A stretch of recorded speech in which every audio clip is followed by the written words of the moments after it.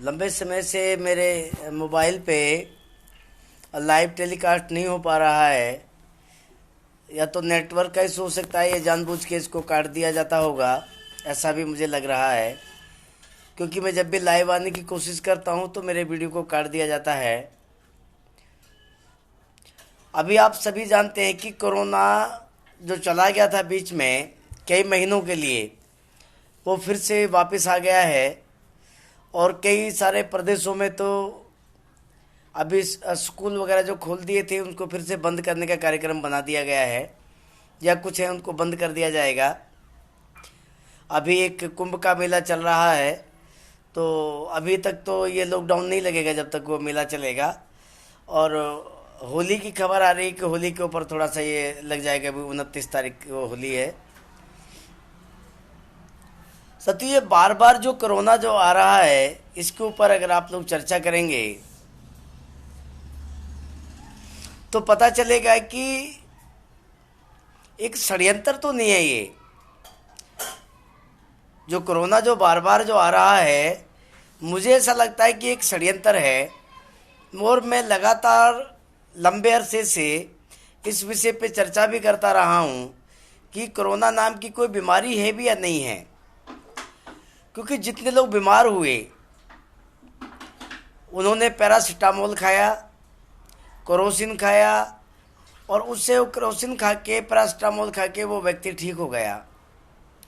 और कुछ लोगों ने काली मिर्च, लौंग, अदरक इत्यादि की चाय वगैरह बना के पी, वो भी ठीक हो गया।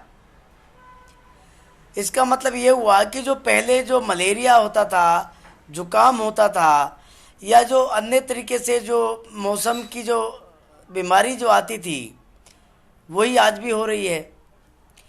लेकिन इसको कोरोना जो नाम दिया गया है, एक नया नाम दिया गया है, और वो बार बार आ रहा है। उसके ऊपर एक मास्क जो लगाने के लिए जो बोला है मुंह पे, आप मास्क लगाएंगे तो ठीक है, नहीं लगाएंगे तो 2000 रुपये आपका चालान काट दिया जाएगा।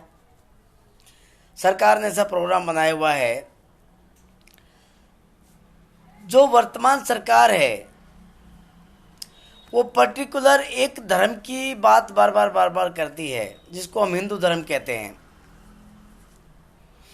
हम भी हिंदू हैं, लेकिन हमें महसूस होता है कि हम ऐसी व्यवस्था में हैं, हिंदू की व्यवस्था में, कि जब हिंदू का कोई त्यौहार या किसी पाखंड को जब मनाया जा रहा है, मैं पाखंड इसलिए कह रहा हूँ क्योंकि जब से भारतीय संविधान बना तो आर्टिकल 51 में लिखा गया कि हम आज से वैज्ञानिक दृष्टिकोण अपनाएंगे, भारत को वैज्ञानिक राष्ट्र बनाएंगे, और सबको रूढ़ी कर दिया गया। जो पुरानी प्रथाएं थी उनको सबको हटा दिया गया। जब यह मंदिर बनाया जाता है तो कोरोना नहीं आता है। जब कुंभ का मेला लगता है, लाखों की तादाद में, करोड़ों की तादाद में लोग इकट्ठे कर दिए जाते हैं, तो कोरोना नहीं होता है। मास्क नहीं लगाते हैं कोई भी आदमी, सब सामूहिक तौर पे नहा रहे होते हैं। बिहार में इलेक्शन हुआ, वहाँ पे लाखों की भीड़ इकट्ठी हुई, वहाँ पे कोरोना नहीं आया था, कोरोना भाग गया वहाँ से। क्या कोरोना भीड़ को देख के भाग जाता है? ऐसा तो नहीं हो सकता कोरोना भीड़ को देख के भाग जाता है। क्योंकि भीड़ के लिए तो, कोरोना के लिए वो लॉकडाउन लगाया गया ताकि भीड़ इकट्ठी ना हो। फिर ये जो भीड़ मेरा वीडियो करता है, तो ये जो भीड़ इकट्ठी हुई जो लाखों की संख्या में, इस भीड़ को आप क्या कहेंगे कि क्या कोरोना उस भीड़ से डर के भागा, या जो दूसरे लोग जो भीड़ लगाते हैं वहाँ कोरोना आ जाता है? तो भीड़ भी दो तरह की हो गई। अभी 14 अप्रैल आ रहा है। पिछले बार 2020 में जब 14 अप्रैल था, जहाँ पे बाबा साहब डॉक्टर अंबेडकर को मानने वाले लोग, भारत के संविधान में आस्था रखने वाले लोग, जब दिल्ली की पार्लियामेंट के यहाँ पे इकट्ठा होते हैं लाखों की तादाद में, पूरे देश भर के लोग आते हैं, तो पिछली बार बाकी की चीज़ों पे नहीं लगाया था। जैसे ही 14 अप्रैल आ रहा था तो कोरोना के आड़ में लॉकडाउन कर दिया गया था। अभी सारे कार्यक्रम चले। पश्चिम बंगाल में बहुत बड़ी बड़ी रैलियां हो रही हैं, और अभी एक मेला भी चल रहा है, हमारे हिंदू धर्म का मेला चल रहा है, जिस धर्म में हम लोग हैं। तो साथियों मेरा बार बार वीडियो कट हो रहा है, शायद नेटवर्क की प्रॉब्लम हो सकती है, लेकिन मैं थोड़ा सा कंटिन्यू फिर भी रखूँगा। तो जैसे 14 अप्रैल नज़दीक आ रहा है, कोरोना दिल्ली में वापस आ गया है, तो मुझे ऐसा लग रहा है, ऐसा प्रतीत हो रहा है कि 14 अप्रैल से पहले पहले दिल्ली में लॉकडाउन लग जाएगा। हाँ, जय भीम सर, कैसे हैं जय किशन साहब? तो दिल्ली में हाँ साथियों, बार बार मेरा ये वीडियो जो है कट हो रहा है, लेकिन मैं आपके बीच में अभी हूँ कि तो बार बार जो कोरोना जो आ रहा है, कोरोना की बीमारी आ रही है, वो पिछले साल भी 14 अप्रैल से पहले आई थी, लॉकडाउन लगा दिया गया था। बाबा साहब को मानने वाले जो लाखों लोग दिल्ली में आते हैं वो नहीं आ पाए। अब की बार सारे कार्यक्रम चल रहे हैं। अभी तक बिहार का चुनाव हुआ, पश्चिम बंगाल का चुनाव हो रहा है, लाखों की भीड़ इकट्ठी होती है, खूब रैलियां निकाली जा रही हैं। लेकिन जैसे 14 अप्रैल आ रहा है तो यहाँ दिल्ली में लॉकडाउन लग जाएगा 14 अप्रैल से पहले पहले। तो जब सारे काम चल रहे हैं स्मूथ तरीके से, तो 14 अप्रैल पे जो लाखों की तादाद में जो भीड़ इकट्ठा होती है दिल्ली में, वो क्या इकट्ठी नहीं होनी चाहिए?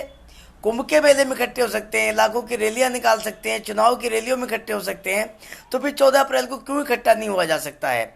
इस विषय पे क्या आप लोग जो सुन रहे हो, क्या हमें विरोध नहीं करना चाहिए? क्या आपत्ति नहीं जतानी चाहिए? क्या हमें 14 अप्रैल को दिल्ली में नहीं आना चाहिए? क्या हमें सिर्फ रोका जाएगा?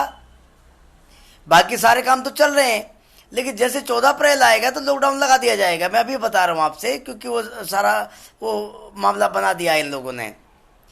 दूसरा है साथियों, इस कोरोना की आड़ में लाखों कंपनियों को बंद कर दिया गया, सरकारी संस्थानों को ठेके पे दे दिया गया, जिसमें लोगों को जो आर्थिक सामाजिक आधार पे जो पिछड़े जो लोग थे, आर्टिकल 15-16 जिनको रिजर्वेशन जो देता था, भागीदारी देता था, उस सरकारी संस्थानों को सबको ठेके पे दे दिया है। बाकी जो रह गए हैं थोड़े बहुत, तो उनको देने की तैयारी चल रही है। ऐसा सरकार का कार्यक्रम चल रहा है। इधर कोरोना में आपके मुंह पे मास्क लगा हुआ है, आप बोलेंगे नहीं, लॉकडाउन में आप घर में रहेंगे, और उधर सारे संस्थानों को ठेके पे दिया जा रहा है। ऐसा कार्यक्रम बनाया जा रहा है सरकार के द्वारा। दूसरा, अभी जो सीएए जो आया था, एनआरसी जो आया था बीच में, पहले जो आया था लॉकडाउन से पहले, तो जैसे उसका विरोध होने लगा, लोग सीएए एनआरसी का विरोध करने लगे, तो लॉकडाउन कर दिया, लोगों को घर में बंद कर दिया गया है। विनोद खेरालिया साहब, आपका बड़ा स्वागत है, आप पंजाब से हमें सुन रहे हैं। तो जो लॉकडाउन जो लगा दिया गया था एनआरसी और सीएए के चक्कर में, उसके लिए सरकार अब दोबारा से फिर अपने लोगों से, आज बीजेपी के अध्यक्ष का अखबार में एक न्यूज मैंने पढ़ी है कि वो कहते हैं कि जो घुसपैठिया हैं, जो बाहरी जो लोग हैं, उनकी पहचान करके एनआरसी से बाहर निकाल दिया जाएगा। अब यहाँ घुसपैठिया कौन है, उसकी पहचान नहीं कराई जा रही। शक ये होता है कि लोगों को बोला जा रहा है कि 70 साल पुराना रिकॉर्ड आप निकाल के लाइए, जिसमें आपका, आपके बाप का, आपके दादा का, आपके परदादा का नाम मैच करता हो, और वो ये सिद्ध करे कि तुम यहाँ के मूल निवासी हो, मूल रहने वाले हो भारत के, तो तभी आपको नागरिक माना जाएगा। 70 साल का रिकॉर्ड निकाल के लाइए। अब उस 70 साल के रिकॉर्ड में आपके साथ बदमाशी क्या की गई है, आपका नाम मैच नहीं होगा, ये मैं आपको गारंटी दे रहा हूँ। क्योंकि हमारे जो दादा परदादा के जो नाम रहे जो गांव में, किसी का नाम झींगर हो गया, किसी का मकोड़ा हो गया, किसी का चेंटा हो गया, किसी का कल्लू हो गया, किसी का टेढ़ा हो गया, किसी का गेदड़ हो गया, किसी का बच्चू हो गया, इस तरीके के नाम हमें जानबूझ के हमारे नाम रखे जाते थे, जिन नामों को लेने में भी शर्म आती थी। तो उन लोगों ने, कुछ लोगों ने उसमें नाम चेंज किया। फिर हमारे दादा के आगे, परदादा के आगे राम लगा, फिर उसके बेटे के नाम के आगे लाल लग गया, फिर उसके बेटे का हुआ तो उसने सिंह लगा दिया, फिर उसके बेटे का उसने कुमार लगा दिया। यानी हमारे परदादा से लेकर हमारे तक आते आते उस नाम में परिवर्तन होता गया। जब नाम परिवर्तन होता गया, और ये नाम परिवर्तन ऐसे ही नहीं हुआ, जहाँ से हमारी एक आइडेंटिटी बनी, पहचान पत्र बना, वोटर आईडी कार्ड जब बनता था, बहुत बारी तो ऐसा हुआ कि एक आदमी की फ़ोटो लगी हुई है, नाम औरत का है, फ़ोटो औरत की लग रही है, नाम आदमी का है, ऐसा भी पहचान पत्र बना। चमेली की जगह फूलवती लिख दिया गया, फ़ोटो किसी और औरत का है। राम सिंह की जगह सतनाम सिंह लिख दिया गया या मुकेश लिख दिया गया, पहचान पत्र किसी और का है, फ़ोटो किसी और का है, नाम किसी और का है। तो ये जो अधिकारी जो बनाता है, जिसको हमने फार्म भर के दिया, अगर उसने गलत बनाया, फिर उसके लिए दूसरा एक फार्म बनाते हैं कि आप इसके नाम को ठीक करा लीजिए। लेकिन नाम ठीक कराने के लिए जब व्यक्ति जाता है तो वो नाम ठीक नहीं होता, महीनों भर वो धक्के खाता रहता है। और एक परेशानी और बीच में बता रहा हूँ, बहुत से सारे लोगों के तो आईडी नहीं बन पाती है। वो कहते हैं आप बिजली का बिल लेके आओ, तो जब वो बिजली के दफ्तर में जाता है मीटर लगवाने के लिए, तो कहते हैं कि आप आधार कार्ड और पैन कार्ड और वो पहचान पत्र लेके आओ। जब बिजली का बिल लगेगा और बिजली दफ्तर में जाते हैं तो कहते हैं कि पहचान पत्र और आधार कार्ड लेके आओ जब मीटर लगेगा। अब इसमें से दोनों में से बेईमान कौन सा है, या फिर दोनों के दोनों बेईमान है? जो एक फ्रेश आदमी है, जो जाता है, जिस आदमी के पास पहचान पत्र नहीं है, आधार कार्ड नहीं है, वो बिजली का मीटर अप्लाई करने चला जाए कि मैं इस मकान में रहता हूँ, इस मकान के पेपर मेरे पास है, या मैं किराए पे रहता हूँ, तो उस आदमी के पास ये सबूत है कि वो किराए पे रह रहा है, उसको लिख के दे दिया, फिर वो एनओसी भी लिख के दे दी, तो कहते हैं कि इसी एड्रेस का आप पहचान पत्र और राशन कार्ड लेके आओ। अब बिजली के जब राशन कार्ड या पहचान पत्र के लिए जाते हैं तो वो कहता है कि उस मकान का बिजली का बिल लेके आओ। तो ये समस्या क्रिएट करते हैं, ऐसी समस्या बनाते हैं ताकि आपके डॉक्यूमेंट्स ना बन सकें, और आपके डॉक्यूमेंट्स नहीं बन पाएंगे तो आप एनआरसी से बाहर हो जाओगे, यानी जहां रजिस्ट्रेशन आपका नागरिकता का हो रहा है वहां से आप बाहर हो जाओगे। ऐसा कार्यक्रम फिर से शुरू कर दिया गया है, अभी अप्रैल में 1 अप्रैल से फिर ये कार्यक्रम शुरू हो जाएगा एनआरसी का। तो साथियों, अगर आपको सच में अगर घुसपैठिया को निकालना है ईमानदारी से, वैसे तो मैं संवैधानिक आधार पे ये नहीं कह रहा हूँ कि कोई घुसपैठिया है, क्योंकि संविधान क्या कहता है, 1947 में जब यहाँ से अंग्रेज गए, पाकिस्तान बना, उस समय ये बोला गया, लिखा गया कि आज से 5 साल पहले जो भारत में रह रहा था वो यहाँ का नागरिक माना जाएगा। इसलिए मैं संविधान को मानता हूँ। इसलिए जो भारत के मसीहाओं ने, बाबा साहब ने, या और जो भारत के मसीहा रहे जिन्होंने भारतीय संविधान लिखा, उन लोगों ने अगर सबको नागरिक मान लिया, तो मैं संविधान को मानने वाला आदमी हूँ, मैं सबको नागरिक मानता हूँ। लेकिन जब बाहर से अगर मुझे एनआरसी से बाहर किया जाता है, क्योंकि मैं तो यहाँ का आदिवासी हूँ, अगर मुझे एनआरसी में बाहर किया जाता है, नागरिकता से बाहर किया जाता है, तो फिर मैं जो आदिवासी हूँ, मैं ये आवाज़ उठाऊंगा कि जो मैं आदिवासी हूँ और यहाँ जो बाहरी जो आदमी आया मेरे बाद में, जो यहाँ घुसपैठिया आया या शरणार्थी के रूप में आया, उसको बाहर किया जाना चाहिए। और उसका डीएनए का प्रमाण पत्र मेरे पास है। यहाँ 6 बारी डीएनए हुआ भारत में, और डीएनए जब हुआ है तो डीएनए का जो प्रमाण पत्र है वो मेरे पास है। और वो डीएनए कहता है कि जो यहाँ जो ब्राह्मण है, क्षत्रिय है और जो वैश्य है, वो आर्यन है, वो यूरेशियन है, बाहर से आया था, कुछ शरणार्थी के रूप में आया, कुछ हमलावर के रूप में आया, और उनका जीवाणु, शुक्राणु, रक्त और बहुत सारे जो हमारे जो शरीर के जो तंत्र हैं उनसे मैच नहीं खाते हैं। बाकी जो 6743 जातियों में जो बटा हुआ यहाँ का जो समाज है, जो आदिवासी समाज है, मूल्यवासी समाज है, अबोरिजिनल इंडिजीनियस है, वो यहीं का रहने वाला, सबका जीवाणु, शुक्राणु, रक्त, हार्ट, मांसपेशियाँ सब मैच करती हैं। ऐसा डीएनए में हुआ, 6 बार डीएनए टेस्ट हुआ यहाँ पे देश में। हालांकि मैं भारत के संविधान को मानने वाला हूँ, तो इसलिए कहता हूँ कि डीएनए टेस्ट के आधार पे तो उनको बाहर निकाला जाएगा जो घुसपैठिया है। और अगर मैं नागरिकता की बात अगर कर देता हूँ भारत के संविधान के आधार पे, तो यहाँ पे जो बनिया बाबर ठाकुर भी है, उसको भी जो यहाँ भारत में जो रह रहा था उसको यहाँ का नागरिक मान लिया गया है। तो मैं उस आधार पर उसको नागरिक मानता हूँ कि वो नागरिक है। लेकिन वो यहाँ का आदिवासी मूल निवासी नहीं है। आदिवासी मूल निवासी तो हम लोग हैं, वो भारत का नागरिक है, हम भी उसको मानते हैं भारत का नागरिक। तो ये दोबारा से जो नागरिकता का जो मामला जो आ रहा है, आर्टिकल 5 से लेके और 11 तक नागरिक कैसे कैसे बनाया गया, किसको बनाया गया, ये सब लिखा हुआ है।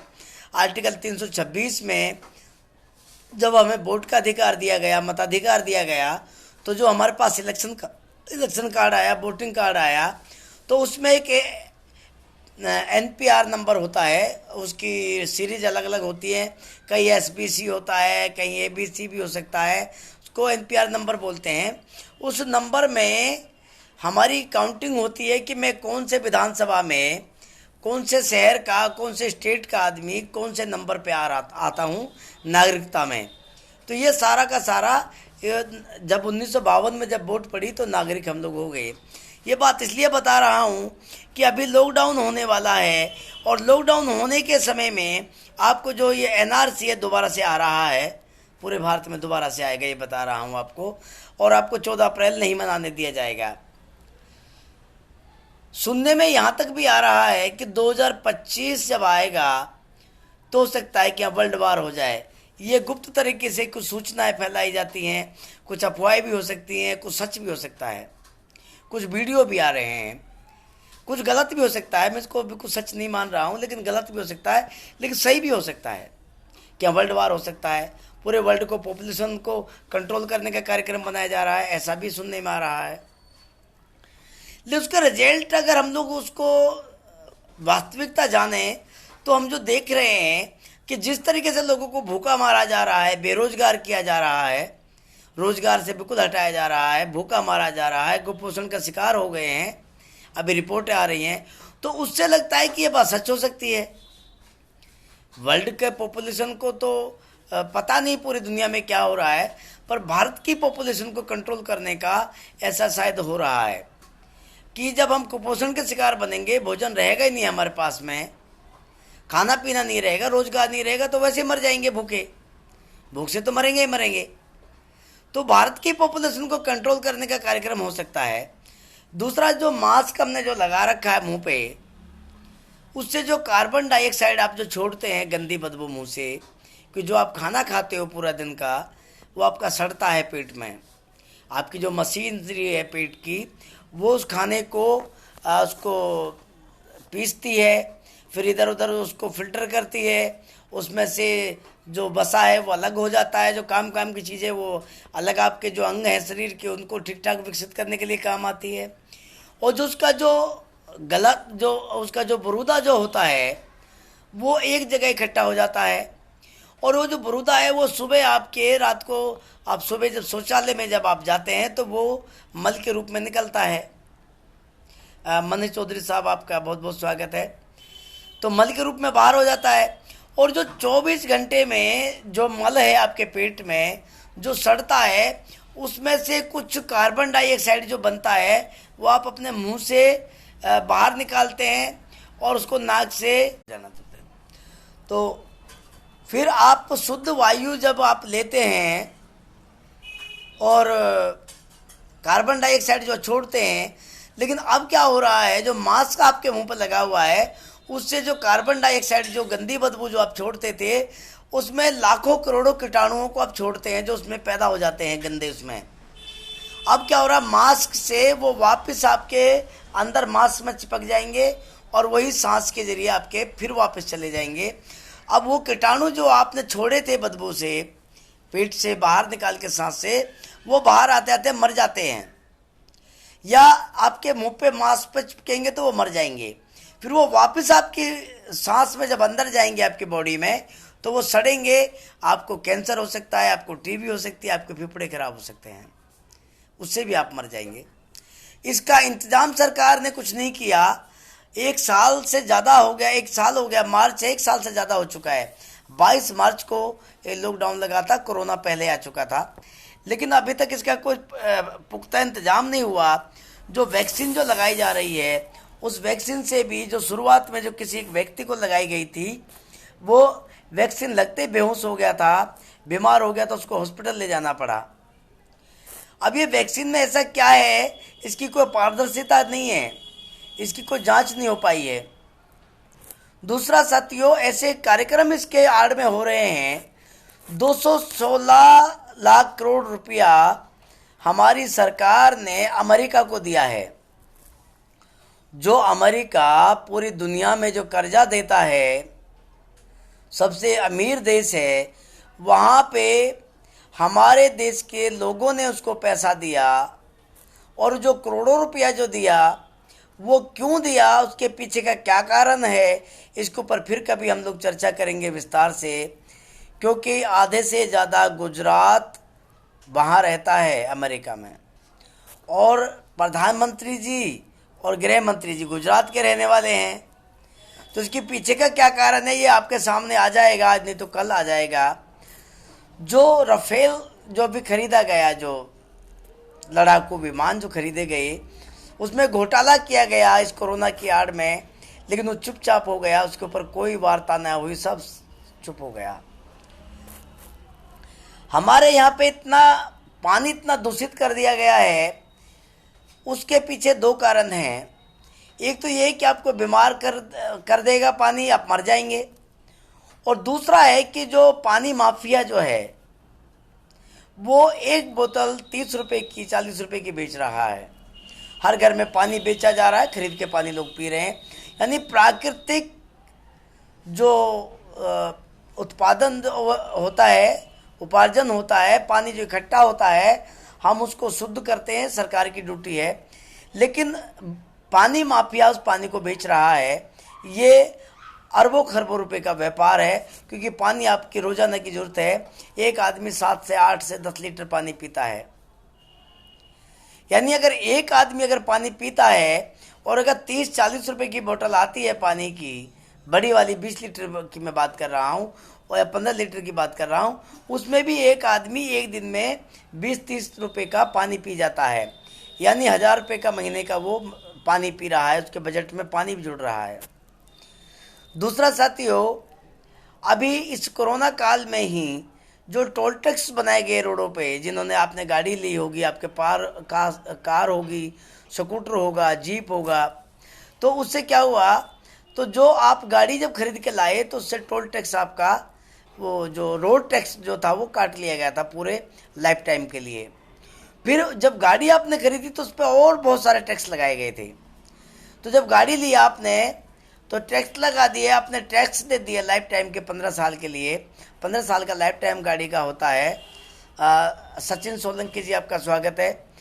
तो जब आपने टैक्स दे दिया अपनी गाड़ी का, तो उसके बाद में सरकार को क्या करना चाहिए था, आपसे गाड़ी खरीदी, आपसे टैक्स ले लिया, तो सरकार क्या करेगी, पीडब्ल्यूडी एक डिपार्टमेंट है, पीडब्ल्यूडी सड़कें बनाता है। लेकिन अब पीडब्ल्यूडी कहीं पे दिखाई नहीं देता है, पीडब्ल्यूडी सड़कें नहीं बनाता। अब सड़कें कौन बनाता है, निजी कंपनियां बनाती हैं। निजी कंपनी किसकी है, नेताओं के रिश्तेदारों की। और जो निजी कंपनी जब रोड बनाती है तो वो एक नाका लगाती है, टोल टैक्स लगाती है। और अब तो आपका फास्ट ट्रैग कर दिया, आपके पास अब कंप्यूटराइज कर दिया है। आपके पास में अगर फास्ट ट्रैग का अगर आपकी गाड़ी पे स्टिकर लगा हुआ है, नहीं लगाया तो आपको डबल पैसे वैसे देने पड़ेंगे। और अगर फास्ट ट्रैग अगर आपका लगा हुआ है और वो ख़त्म हो गया आपका रिचार्ज, तो आपको उसी लाइन में आपको डबल पैसा देना पड़ेगा। आप फास्ट ट्रैग के लाइन में चलेंगे तो फास्ट ट्रैग पे भी भीड़ होती है। और जहाँ पे बगैर फास्ट ट्रैग के आपका जो वो टैक्स जो काटा जा रहा है, वहाँ पे आपको कम से कम भी 1-1.5 घंटा आपको टोल टैक्स पे जाम में फंसा रहना पड़ेगा। ऐसा प्रोग्राम उन्होंने बनाया हुआ है। आपने गाड़ी का टैक्स दे दिया, रोड का टैक्स दे दिया, सारा जीएसटी वगैरह जो भी लगाया सब आपने दे दिया।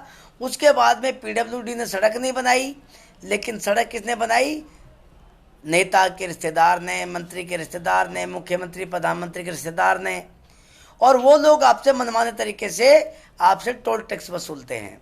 ये भी कोरोना काल में और ज़्यादा उसको कई गुना में 4 गुना 10 गुना ज़्यादा या 50 से 100 गुना ज़्यादा बढ़ा दिया गया। इस कोरोना काल में पेट्रोल के दाम पहले 50-55 रुपए थे, फिर 60 से शुरू करा, फिर करते करते करते करते अब 90 से 100 रुपए के आसपास में आपका पेट्रोल कर दिया गया। अब डीजल भी उसी भाव कर दिया गया। पेट्रोल आप निजी वाहनों में खर्च करते हैं, लेकिन जो डीजल है वो आपके जो सब्जी लाने वाला है, अनाज लाने वाला है, आटा लाने वाला है, जो दूसरे जो साधन है, ट्रक जो इस्तेमाल होते हैं, उनमें इस्तेमाल होता है डीजल। अगर डीजल आपको 100 रुपया लीटर मिलेगा तो जो ट्रक का जो मालिक है उसका जो भाड़ा होगा ट्रक का, वो उसको महंगा कर देगा। अगर वो ट्रक के भाड़े को महंगा कर देगा तो क्या होगा, आपके पास जो सब्जी जो आएगी आपकी मंडी में वो आपको महंगी बिकेगी, तो आपकी महंगाई बढ़ेगी। जो गैस सिलेंडर था अभी कुछ दिन पहले 500 कुछ रुपए का था, जिस पर सब्सिडी भी दी जा रही थी, फिर 600 कुछ रुपए का कर दिया। अब वही सिलेंडर 820 रुपए का या 920 रुपए का आपको मिलेगा, जिसके ऊपर कोई सब्सिडी भी नहीं है। यानी एक तरफ आपको बेरोजगार कर दिया, दूसरी तरफ आपका बजट जो था नौकरी का, खाने का, आपका रोजगार छीन लिया। तो क्या होगा, आप लोग भूख से, मैं भी आपके साथ हूँ, हम लोग भूख से मरेंगे, कुपोषण के शिकार हो जाएंगे, धीरे धीरे कुछ दिन में हम लोग मर जाएंगे। प्रधानमंत्री जी जो लोक सेवक हैं, प्रधान लोक सेवक हमारे देश के, हमने मताधिकार से उनको चुना है, वो 15 अगस्त 2020 को लाल किले पे एक भाषण दे रहे थे। आपने सुना होगा, नहीं सुना तो दोबारा सुन लीजिए। 15 अगस्त 2020 का भाषण निकाल लीजिए एक बार, नेट पे आजकल मिल जाता है, हो सकता है हटा भी दिया हो। उस भाषण का परिणाम जो है रोड पे देखने को मिल रहा है। भाषण में क्या था कि 1000 दिन में मुझे मां भारती का आदेश पूरा करना है। अब देश के लोगों को मालूम नहीं मां भारती कौन है, और मां भारती जी ने कौन सा आदेश दिया था ये तो बताया नहीं उन्होंने। तो मैंने भी जब ये भाषण सुना तो मैंने देखा कि मुझे पता करना चाहिए मां भारती कौन है। मैंने खोज करी तो पता चला, वहां एक नाम आया था 15 अगस्त 2020 को। माननीय प्रधानमंत्री जी कह रहे थे कि आज बहुत महान शख्सियत का जन्मदिन है जिसका नाम है अरबिंदो घोष। तो मैंने देखा, मैंने सोचा, विचार किया कि मां भारती और अरबिंदो घोष जी का जन्म पहली बार मनाया गया हमारे देश में। अरबिंदो घोष जी कौन है और ये मां भारती कौन है? पहले भारत माता सुनते थे, फिर बाद में मां भारती आ गया। पहले मैंने गाना सुना था, पुकारता वतन हमें पुकारती मां भारती, खून से तिलक करेंगे गोलियों से आरती। मैं सुनता था, बीच बीच में मैंने कभी कभी सुना इस बात को। तो मैंने खोज की कि मां भारती जी कौन है और किसके गोली मारेंगी, हम किसके गोली मारेंगे। मां भारती पुकारती है, कौन सा वतन बनाएंगे हम ऐसा कौन सा वतन है जिसका हम निर्माण करेंगे जहां मां भारती ये कह रही है कि हम खून से तिलक करना पड़ेगा, गोलियों से आरती करनी पड़ेगी। ऐसा कौन से वतन का निर्माण हम लोग करेंगे, ये मैंने खोजना शुरू किया। तो पता चला कि अरबिंदो घोष जी ने एक किताब लिखी, वंदे मातरम। उस किताब में मां भारती नामक एक देवी का आविष्कार किया गया, एक देवी की कहानी लिखी गई। और वो देवी जी कहती हैं कि आर्यवर्त को स्थापित करने के लिए आपको अन्य लोगों को मारना पड़ेगा, जो आपकी बात को नहीं मानता है उसको मारना पड़ेगा, ऐसा कहती हैं। अब ये तो बड़ी शर्मनाक बात हो गई, मां भारती ऐसा मारने का आदेश देती है और हमारे देश के, हमारे मताधिकार से चुने गए हमारे लोक सेवक वो कहते हैं कि मुझे 1000 दिन उनका टारगेट पूरा करना है, लक्ष्य पूरा करना है। तो क्या मां भारती जी जो मारने की बात कहती है, क्या वो लक्ष्य पूरा करना है? क्या भारत के लोगों को मारना है 1000 दिन में, या कुछ और कहा था हमारे लोक सेवक जी ने, प्रधान लोक सेवक जी ने? तो उसका स्पष्टीकरण करना चाहिए था कि ये बात नहीं थी। मैंने मां भारती का वो डायलॉग नहीं बोला था मारने वाला। माँ भारती जी ये अच्छा काम करेगी, उस अच्छाई को बताना चाहिए था, लेकिन वो बताया नहीं। और मैंने जो पढ़ा वंदे मातरम में, वो ये पढ़ा है। अब या तो प्रधानमंत्री जी कहें कि वो गलत लिखा हुआ है, माँ भारती ने अच्छी बात कही थी, उसको 1000 दिन में पूरा करना है, स्पष्टीकरण तो करना चाहिए, क्योंकि हमने अपने मताधिकार से चुना है, हमारा अधिकार है पूछना। आप भी पूछ सकते हैं भाई, जो आप मुझे सुन रहे हैं, मैं तो पूछ ही रहा हूँ, आपके सामने बोल रहा हूँ। लाइव वीडियो प्रधानमंत्री जी नहीं सुनेंगे तो उनके आईटी सेल के लोग तो जरूर सुनेंगे, और ये बात तो जरूर बताएंगे कि एक पागल आदमी है ऐसे पूछ रहा है तुम्हारे से। लेकिन ये मेरा फर्ज है पूछना, क्योंकि मैं भारत के संविधान में विश्वास रखता हूँ, और भारत का संविधान आर्टिकल 19 मुझे अधिकार देता है पूछने का।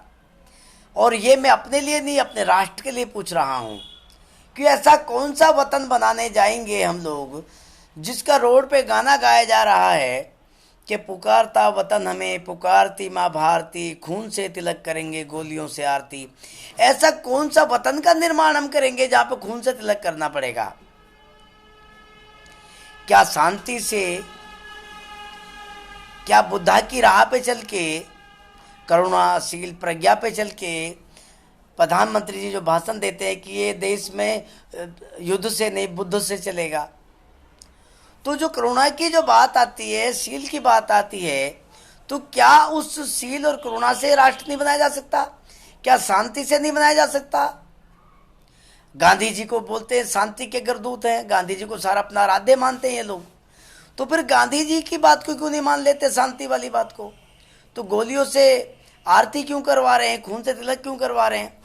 और अगर इसमें प्रधान लोक सेवक जी मकवाना साहब, आपका बहुत बहुत स्वागत है, अगर प्रधान लोक सेवक जी से अलग हटके कोई गोलियों से आरती करना चाहता है तो फिर प्रधानमंत्री जी को उसको संज्ञान में लेना चाहिए और उनके खिलाफ कार्रवाई करनी चाहिए। ऐसे लोगों के खिलाफ जो सरेआम जो भाषण दे रहे हैं, रैलियां निकाल रहे हैं, पुकारता वतन हमें, पुकारती माँ भारती, खून से तिलक करेंगे गोलियों से आरती, ऐसे लोगों के खिलाफ में कार्रवाई होनी चाहिए। राज तिलक की करो तैयारी, आ गए हैं भगवाधारी। अब भारत तो धर्मनिरपेक्ष राष्ट्र है। आर्टिकल 25 से लेके और आर्टिकल 29 तक संविधान में लिखा हुआ है कि किसी भी व्यक्ति को अपना धर्म मानने का पूर्ण अधिकार है, बशर्ते वो किसी को तंग ना करे, परेशान ना करे, उससे किसी को आपत्ति ना हो, और उस ढांचे में रह के, उसमें खोल में रह के अपने धर्म को मना सकता है, अपने देवी देवताओं को मना सकता है, जिसको भी वो मनाता है। वो क्या खाता है, क्या पीता है, कैसे सोता है, ये उसकी अभिव्यक्ति है, उसकी आज़ादी है, लेकिन वो किसी और को तंग ना करे, ऐसा भारत के संविधान में आर्टिकल 25 से लेकर 29 तक लिखा हुआ है। तो जब धर्मनिरपेक्ष है तो इसमें इसी आधार पे, संवैधानिक आधार पे, यहाँ पे बौद्ध भी रहता है, यहाँ सिख भी रहता है, यहाँ ईसाई भी रहता है, यहाँ मुसलमान भी रहता है, या हिंदू भी रहता है, जैन और पारसी भी रहता है, कन्फ्यूशियन और सिद्धो भी रहता है, लिंगायत भी रहता है, यहाँ तो बहुत सारे धर्म रहते हैं, आदि धर्म के लोग भी रहते हैं।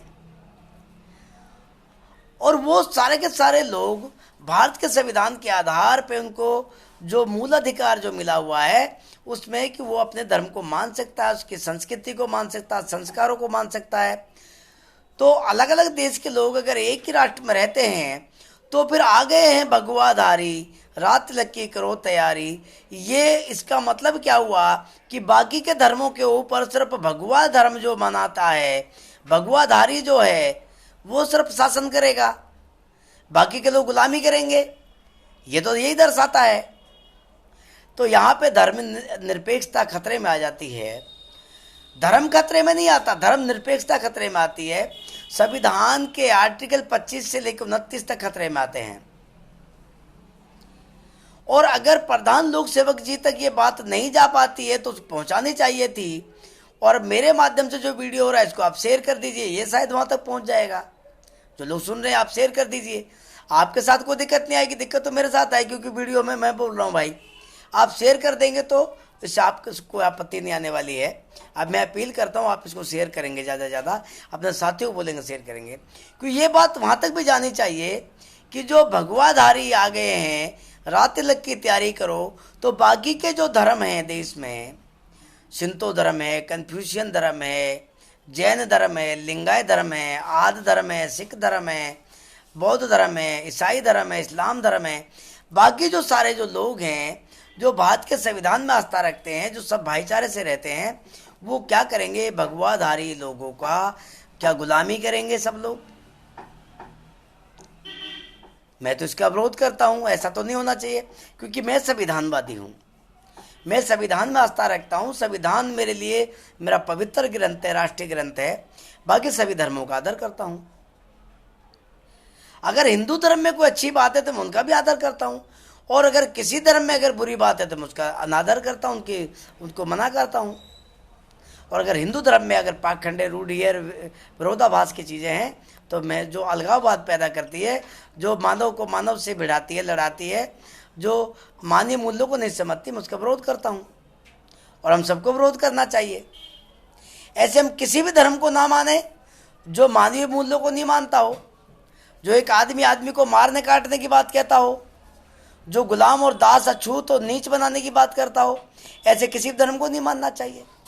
वो धर्म ही नहीं होना चाहिए।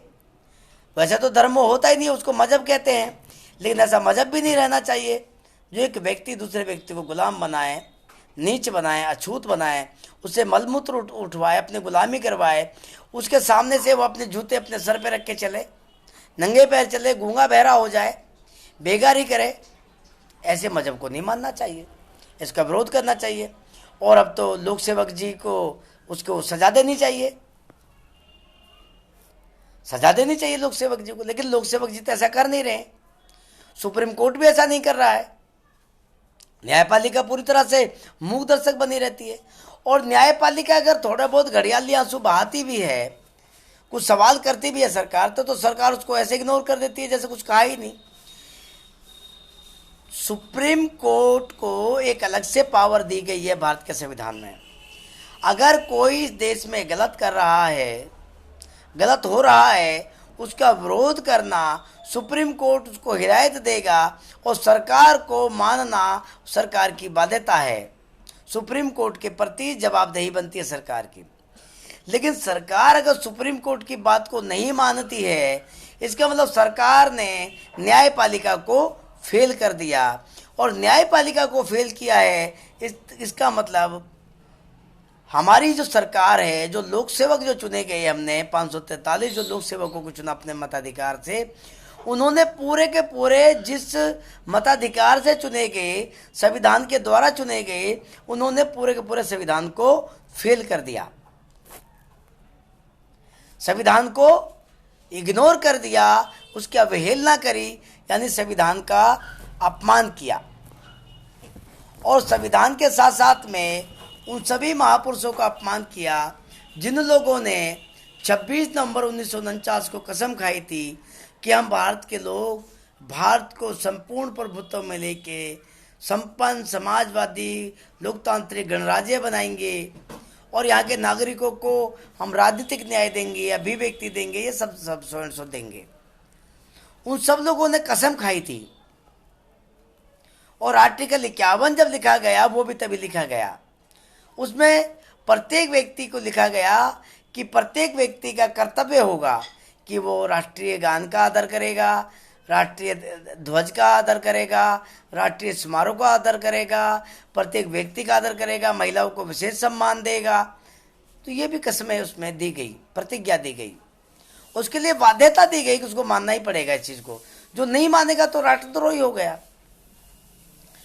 अब जो लाल किला जैसे राष्ट्रीय धरोहर हैं, उसको अडानी जैसा या जो दूसरे जो लोग हैं उनको ठेके पे दे दिया गया। जो पहाड़ है, जो प्राकृतिक है, जो पहाड़ जिन पे आदिवासी लोगों का वो स्वामित्व होना चाहिए, उसको 600 साल के लिए ठेके पे दे दिया गया।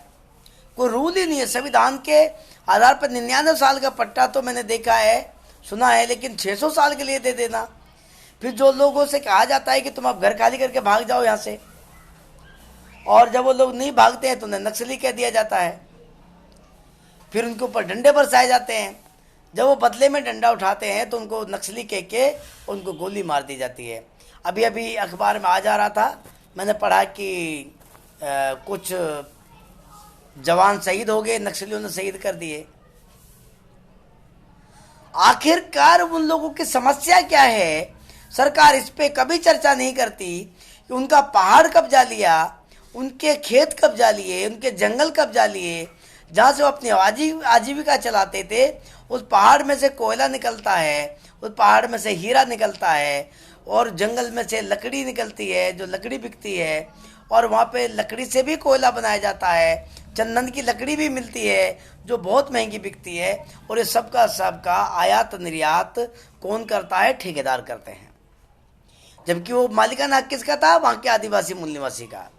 उसने जानवरों से लड़ लड़ के, खूंखार जानवरों से लड़ लड़ के उस जंगल को रहने लायक बनाया, अपनी खेती बनाई। कितने सैकड़ों हजारों साल लगे होंगे उनको डेवलप होने में, जब जाके उन्होंने एक वक्त का भोजन वहाँ पे अपना इकट्ठा करने का कार्यक्रम बनाया। और जैसे ही वहाँ पे उस ज़मीन को उन्होंने उपजाऊ बनाया, या पहाड़ों में से कुछ कोयला वगैरह निकाला, खैर उस पर सरकारी नियंत्रण होना चाहिए। मैं भी चीज़ को इग्नोर नहीं करता हूँ, मैं भी मानता हूँ पूरी कृषि पे, पूरी धरती पे सरकारी नियंत्रण होना चाहिए। इस चीज़ को मैं एक्सेप्ट करता हूँ, क्योंकि जो ज़मीन है वो सब सरकार के अंडर होनी चाहिए, ये ठीक है। लेकिन प्राइवेट लोगों के हाथ में जो दे दिया गया है, ये तो सरकार ने देश के लोगों के साथ में धोखा किया। और ये सारे के सारे कार्यक्रम आपके लॉकडाउन में हुए हैं। आपके मुंह पे मास्क लगा के मुंह बंद कर दिया, घर में बंद कर दिया गया, बाहर निकलेंगे तो डंडे मारे जाएंगे। और इसी दौरान में ये सारे कार्यक्रम चल रहे थे। तो सरकार की मंशा क्या है, लोक सेवक चाहते क्या हैं, आप लोगों को शायद ये समझ में आ रहा होगा कि आखिर सरकार क्या चाहती है, हमारे लोक सेवक क्या चाहते हैं। अभी साक्षी महाराज जैसे लोगों ने, मैंने फेसबुक पे पोस्ट डाली हुई है, साक्षी महाराज कहता है कि 2024 का जो इलेक्शन है वो आखिरी चुनाव है, इसके बाद चुनाव नहीं होगा। हो सकता है साक्षी महाराज ने ऐसे कह दिया हो भावुकता में, लेकिन हमें संदेश लिए पैदा हुआ कि जो भारत की पार्लियामेंट जो है वो दिल्ली में है, और उस पर बाबा साहब अम्बेडकर का स्टेचू लगा हुआ है। बड़ी लड़ाई लड़के लगवाया गया।